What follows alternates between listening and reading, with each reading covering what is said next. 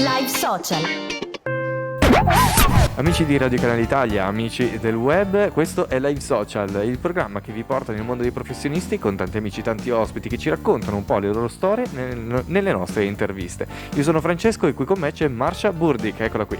Ciao. Allora Marsha, con te stiamo affrontando un discorso sull'inglese, su come si può studiare, sul fatto che non sia così impossibile, però adesso ci tocca toccare un tasto veramente dolente, ossia gli esami. Gli esami. Ecco, senti, come ci si può preparare? Questo è un grande dilemma, ovviamente. Gli esami di lingua però sono un po' diversi dai classici esami, sei d'accordo? Sì, allora l'esame di lingua certifica che tu sai già fare una cosa e idealmente vieni preparato proprio per quella cosa lì. Per esempio, allora, in tutte le cose bisogna saper fare l'esame. Mhm. Se uno sa come l'esame è strutturato, riesce a farlo. Esatto, questo diventa molto importante, sembra scontato, in realtà sapere che cosa viene richiesto dall'esame diventa veramente un plus per prepararsi.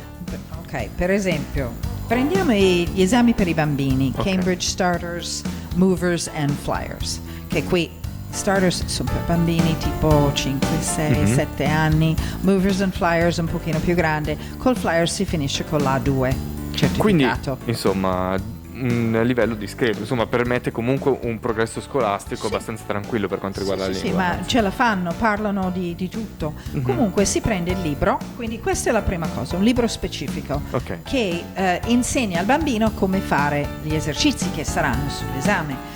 E ci sono lettura e scrittura, ci sono ascolto e c'è un'intervista con un esaminatore. Ah. Quindi il bambino dovrà saper affrontare delle prove ben precise. Una vera e propria simulazione. Sì, fanno le simulazioni per poter essere a proprio agio e saperlo fare. Certo, perché insomma è già difficile da ometti, se vogliamo, Sì. dai bambini, insomma c'è sicuramente un po' di difficoltà, anche un po' ovviamente di spaesamento, essendo alle prime esperienze. Sì.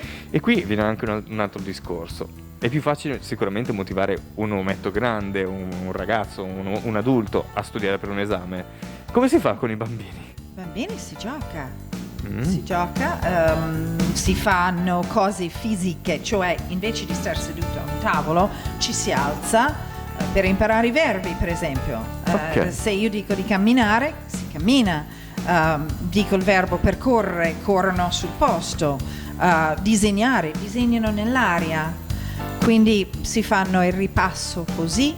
Io ho inventato per una delle mie classi un gioco a tavola. Hai brevettato No. un Monopoli Non ancora, dell'inglese? Ok, non ancora no. Ci vuole ancora un po' di studio, però Ok. ha fatto quello che doveva fare. Mm. Cioè c'era la carta rossa, bisognava fare la domanda e i bambini dovevano esercitarsi anche a fare le domande, perché non erano scritte, non dovevano leggere niente, perché io parto prima dicendo non traducete. Non tradurre, al limite mettete dei post-it in casa sui vostri oggetti e imparate a pensare alla parola in inglese subito. Quindi dovevano inventarsi le domande correttamente e poi la persona che stavano giocando insieme doveva inventarsi la risposta. Si divertivano da matti. E questo diventa veramente prezioso, anche perché, insomma, imparare l'inglese in un'età veramente prescolare, scolastica comunque, è sicuramente un plus molto importante, un bel vantaggio. E il È fatto anche poi... obbligatorio nelle scuole italiane. In effetti, sì, assolutamente. E che hanno scelto. E soprattutto poi anche sapere, no, di poter affidare dei ragazzi a un'ora non solo di apprendimento frontale ma anche di divertimento, insomma diventa veramente un bello stimolo. Apprendimento frontale non funziona con la lingua perché bisogna parlare, bisogna far rumore. Quindi bisogna creare un contesto dove non c'è l'insegnante che parla e gli altri che fanno gli appunti. Bisogna creare attività dove le persone possono parlare.